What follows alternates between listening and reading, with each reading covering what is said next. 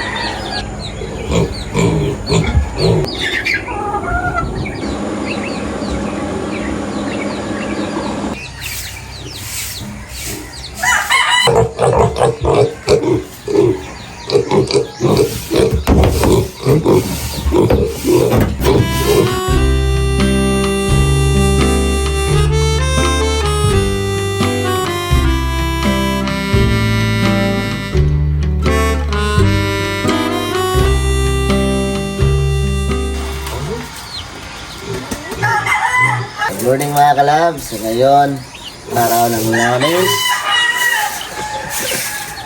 Time check 5:00. So ngayon mga kalab ay balik school lang naman. So ngayon ay bata ng umaga para magsaing, para makaready na sa mga baon pang eskwela. Ito sa amin mga kalab, diesel talaga, hindi na kailangan na financial, mata gising kasi magsaing. Hindi na kailangan. So ayan, kapag ting eskwela talaga, umaga talaga yan gumising para magsaing tapos magluto ng ulam. Yun, hindi yan kapraya doon sa mga batang yun dyan na tulog lang. Yung mga mama lang yung magsasaing, magluto ng ulam para gisingin lang sila pag tapos ang luto na, ligo.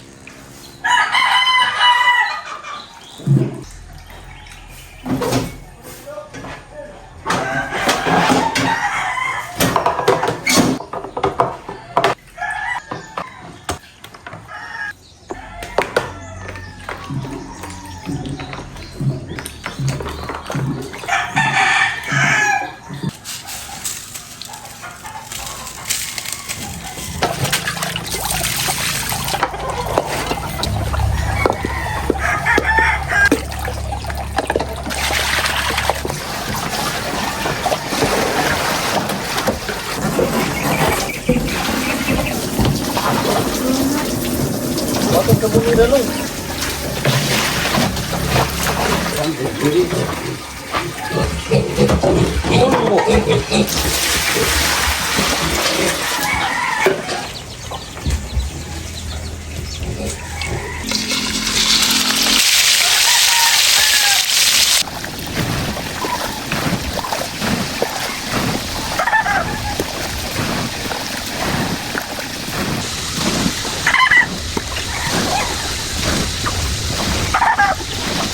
So, ayan.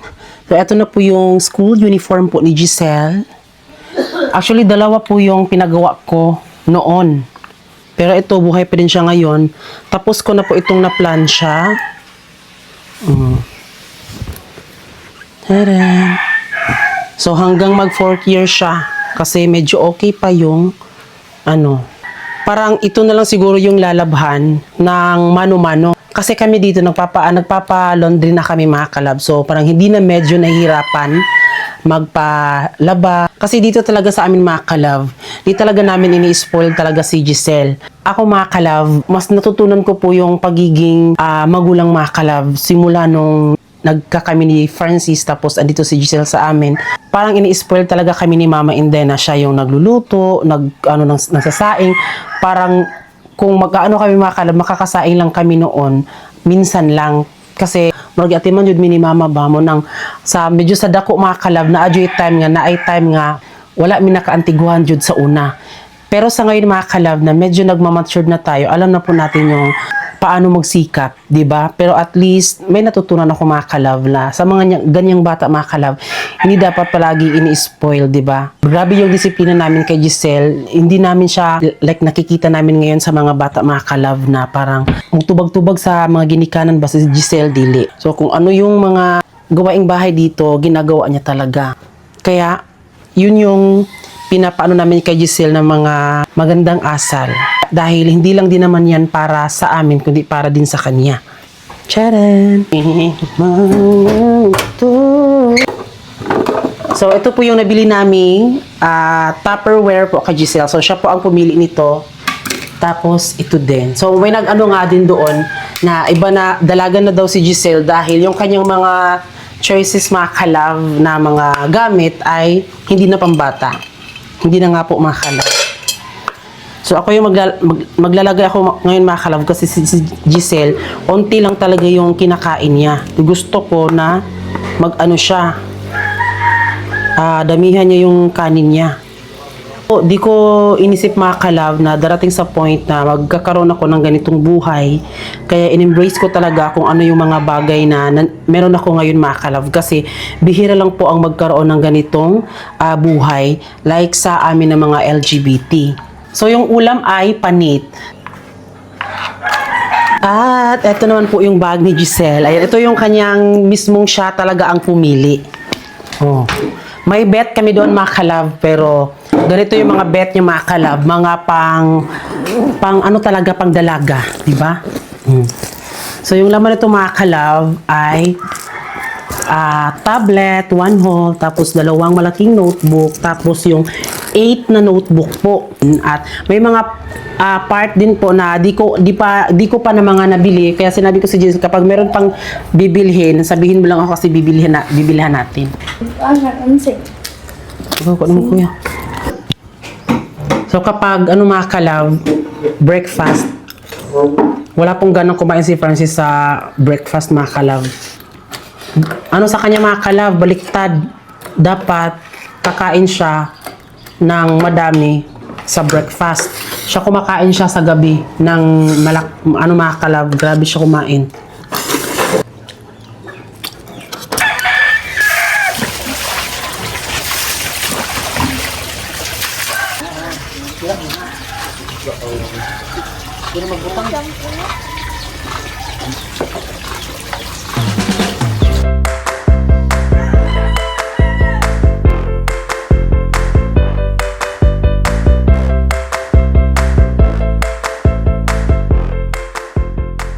So, ayan mga kalab. Ayan, papasok na po si Giselle sa school.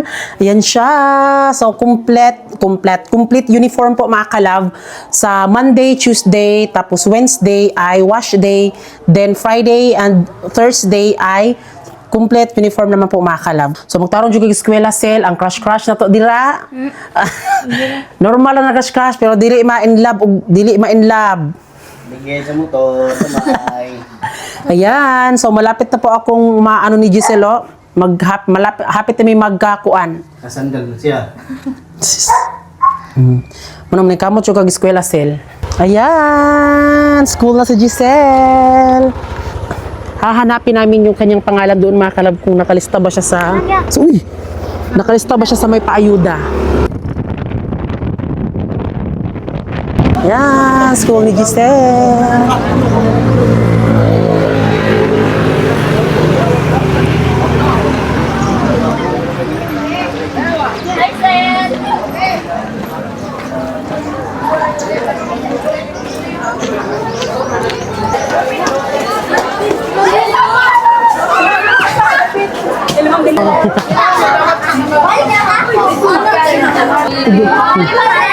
Kasi kung ano mo, diri man na ka na.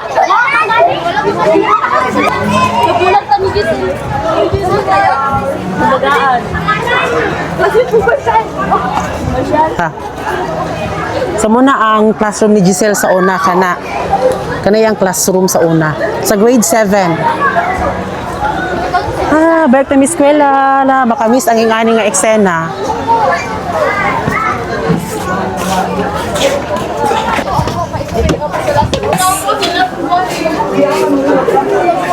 Ada. Ngita asin.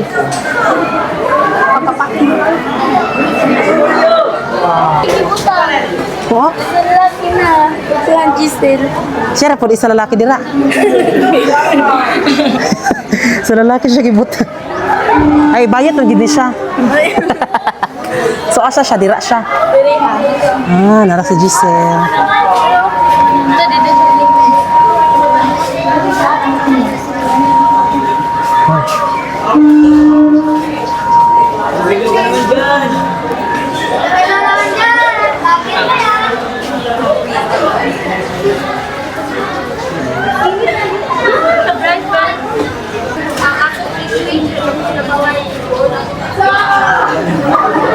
Doon ako. So, pumasok tapos si Giselle. So, si Giselle po ay Goldstein. Ayun sa man. Ha? Ay, uday na buang. Bye. Bye. Sige.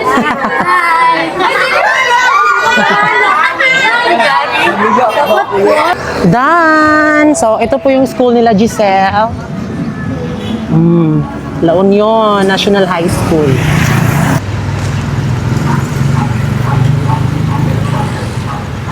So, ngayon mga kalab is bibili kami ngayon ng pagkain sa aming baboy.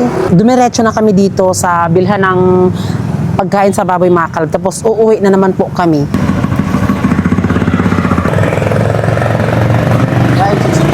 Dito po nag-school si Francis po sa Caloocan Elementary School, grade 1 to grade 2.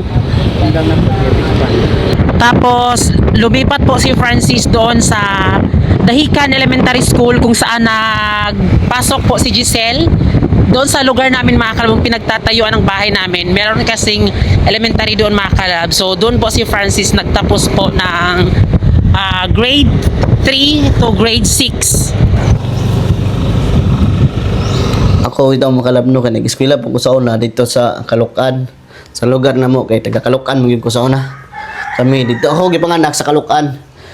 Nya nag-eskwela ko dia daycare sa Caloocan. Nya tapos pag grade 1 Caloocan, pag grade 2 gapon Caloocan. Baka may magtaka diyan bakit grade 2 lang yung inabot ko. So hindi pa yan grade 2. So kasi yung papa ko at mama nagbabantay pa doon sa pispan namin doon sa mismong pispan talaga namin.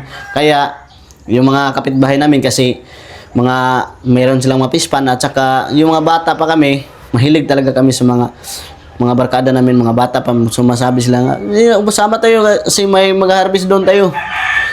So, nadala din kami. Nadani. Pero at least 'di ba kahit hindi ka nakapagtapos kahit sa grade 2 ka lang, hindi ka naman nagbubulakbol pero trabaho lang po yung iniisip nila mga kalab sa pagfi-fish pond. Yes. Kasi nakakainganyo naman kasi mga kalab kapag ganun 'di Trabaho ba lang po fish pond. yung inatupag namin mga kalab doon sa pispan. Tapos ilang years ka nang hindi nakapag-aral be nung nag-ano ka stop sa grade 2. Tagal na kasi ang Bisayon na dugay na kay kanang ang mga amigo sa una magagmay pa kayo. Ang anak gagmay, mga bata pa gyud mi sa wala pa may short. Nana may short pero ganahan mi kanang di mag-short. Mga bata ba sanina ra kinanira largo nya. Maulig ito nag eskwela ko. Nya karon kay mukating man ko. Kay dili man kay akura kung mga maamigo na ko kay manikom malagay mana uy ato tayo ito karabisid to kay dali ang sa istoryan tagagid ka wala na mo gyud-una ang sa unang eskwela bitaw nga mo na nga makwarta mga kay dagko magidog income sa una gyud kami mahalinan mi sa una og di ba 500 dako na kay na 500 ba Dili ka pugsong eskwela ka. Mama, eskwelahan mo mama niya mo gawas mo kuan lagi ko mo gawas igapon lagi mi mauna dili ra tabi oh. matingala nas mama kay nganong nagkalapok-lapok nanikop da ito nana tong maestra nga mo nga natong may sana asa may balay nila Cara Francis de Lero dre ya tong classmate ko mana nga dito ma'am ubanan ta ma'am yes mama kay grabe ra man nag-isog ra ba kay na Isog man. isog na grabe ba bana isog kina ato ito Sumusuko si mama pag naiba extra? dili Asa imo? okay ang pagtuon ni mama nga eskwela gid ka. eskwela gid may ya karon kay eskwela karon kay mo ana man ang extra nga ma'am mama ikaw bang mama ni kuan Francis de Lero o ngano day ma'am wa man imong anak man ba kay kanang murag ka ng sana engineer man ba kay eskwela ka rog buntag pagkaudto wala na nawa nagkalit di nang balik sa nga wow kabalo na ma'am kay kanang mabatagi eskwela man ako na pero madani lang gyud ko kanang kuan ay kay sama na di ba kay ang uso sa una bubot-bubot ba yung uso sa una bubot maana lagi nang kuan na kuan mga una ta ya karon kay mga namang classmate ako ito kay halos mga amigo na ko nga tara manikop ta kinaharvest ito silingan kisa may demay kanyo na dagko kang ilmango lukod dagko kayo mga Undang sugpo lang ka ni mama. ni ako rin undang kay undang ko niya tapos kay karon kay di na mo ganang eskwela kay eskwela ko mama yung katotoo pagkasunod-sunod na antod nga kuan murag di na ganang eskwela antod ni undang kaundang ko dili pasabot nga kanang ni undang kanang nakabalik ka nga bulok ka dili kay dili sa inyo na nakabalik ka kay tungod kay sige ka kabsin dili na ka magtarog eskwela mo na siya pasabot Yes, kaya napahinto siya mga kalab dahil hindi sa nabagsak dahil siya lang yung mga kalab nadali siya sa mga barkada ba. Nya pagkuan di sa dahikan na. dadas dahil pagbalik na mo da sa Bandol sa La Union lugar na mo ibalin mo dito gagmay pa may nabalin so eskwela na ko da grade 2 dito na dihan ako nag next nitiwas og grade 2 hantod nga Ay, grade 2 pa rin ka diha da mo ko nag grade 2 Hantod na grade 3, 4, 5, 6. da na hantod nga Absent gyapon ka. absent pero dili nga yung nga halos maintain Cutting. dili na mo ko yung mga barkada po da sa kuan eskwelahan pero dili gyud para sa una nga manikop pero naaga po tagsa na pero hantod nga nagseryoso kog eskwela hantod nga diha gyud ko ni grade 3, grade 4, grade 5, grade 6 diha ko nag-graduate pero wala lang ko na ipaso ato kay akong mga classmate kita lagyan ng mga bata-bata daghan mga ingon nga madamay ta ba kanang mga bugoy-bugoy ba mo lang maglikay na lang kumotong wala ko nakadayog pasok pero gitawag ang mga pangalan namo nga kana inana nga karon si Fulano de Lero ano ba wala lagi tawag to nya nakita ang mga classmate sa mga si De Lero rin ma'am Sayang ato bi. sayang gani pero okay raman kay at least nga ika-proud nimo nga nakagraduate ka pong kabisan inana ka Elementary. Pero wala kay balak mo eskwela bi. High school, first year high school. wala na ay Eskwela di ka bi. maulo ko Mamulumang ka na mag-iusahay mo kuan. Ako mga kalab, sinasabi ko talaga na pwede ka magtapos ng pag-aaral mga kalab pero si Francis lang po yung makadesisyon mga pero kalab. sa ako no mas di man gyud nato ikumpara lang sa kalain niya og misteryo dili man gyud nato ikumpara gyud og taga sugrado og walay grado depende ra magud nato na sa pagdiskarte asa ako alang karon kontento naman ko mag ako alang no taas kay kog pangarap no mag daghan koy pangandoy sa akong kinabuhi nga maabot nga kanang mag sa ako magnegosyo na ba kanang kuan daghan koy mga pangandoy ginana nya wala mo ko nagdampon nga naka pares pa ko ginanay ba nga ano parehan nimo ba Si Priya. mutan ba Si Priya ako. wala nimo ba kanang taga pares og tarong ba Tarong day ko. Sabi ka, di tarong. Mawa to siya makalat. Sa mga nagsasabi dyan, kinukumpara ako sa ibang mga bakla. Hindi Diyos yan. ko dayo. Iba po ako sa ibang bakla po. Di po ako karapat-dapat na i-compare po sa iba kasi iba din po yung pagsisikap ko.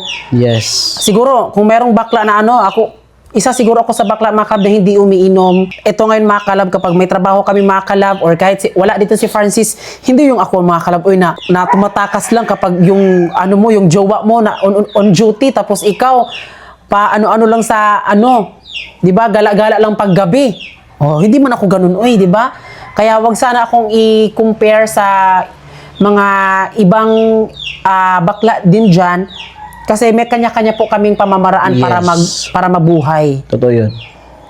Then ako din mga kalab, hindi ako naabutan po ng K212. Pumasok lang talaga ako sa K212 dahil ewan ko, hindi ko pa feel po sa sa college po. Pero nung nag-school po ako ng K212 mga kalab, ay pinagpatuloy ko naman din po yung aking pag-aaral, yung talent ko po. Nung grade 1 to elementary mga kalab, naging isang gymnastics po ako at runner. Kaya sa mga nagsasabi dyan na bakit medyo, yung katawan ko medyo may pagkamasil siya, ay dahil batak po ako sa training po ng gymnastic at runner po. Yes. Tapos pagka high school, gymnast din po. Tapos party po ako sa dance troupe sa high school. Then dinadala po ako sa mga iba't ibang lugar mga kalab at sa syempre sa lalaki mga kalab ako yung dinala sa Iloilo dahil ako po ay SPA, Special Program in the Arts, kaya ang dami nagsasabi sa akin kung bakit ito yung katawan ko ay ganyan dahil bunga po ito ng aking pagti-training po. Sobrang dami ko pong sinalihan, hindi lang po sayaw, gymnastic, runner, pati na din po sa pagkanta. Naging choir member po ako. Baka sabihin naman pong mayabang ako, sinabi ko lang para naman po sa mga nagsasabing gawing bash na sa akin, pero wala po silang alam mga Yes, ang masasabi ko lang na kung makita kayo sa galawan niya, napakaganda talaga sumayo yan. proud ito ka, be. Oh, doy. Master kayo mo tumbling. Nga, basig, tumblingan ka katong zero nga, way to kuray na. Yung zero. Ano? Na-practice mo ba sa mga akro na ugbok? So na nag-practice ko muro Hindi na. ka balubi? Ugbok ko eh. Hindi ito ito kabalo po ka mo. Kung ano mo sa tumbling labi kay para kita dudungan magtumbling. Hindi ko eh. Kay? Naugbok ko to na anak akong driyo. Hindi lagi ko anak lagi biyo. Yung anak majud na. Hindi anak oy katong may manghilot tayo. Basan laguto lagi driyo.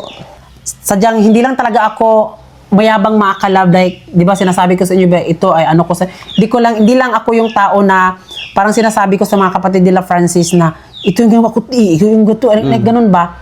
Parang narinig lang siguro nila sa akin na tapos nagugulat na lang sila ate na ito pala yung ganap ko noon nung high school. So yun mga kalab, habang medyo mainit po dito sa bahay natin mga kalab, no, punta muna tayo doon sa Santo Niño mga kalab, magpapahangin kami, tapos kain-kain lang din ng fruit salad. So ganun lang yung atake mga. Tapos pagtapos ng kumain ay syempre uuwi din naman ito mga kalab.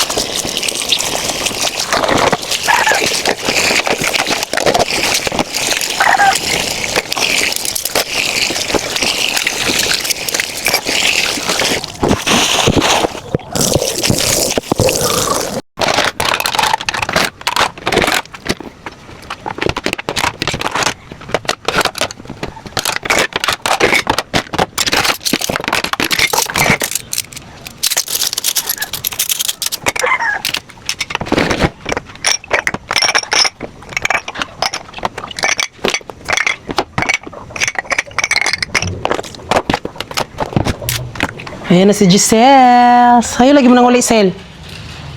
Sa'yo lagi mo nang uli? Kay? Nahilo. Nahinlo ra? Eh, kumusta ba ang first day of school? Okay lang. Oo.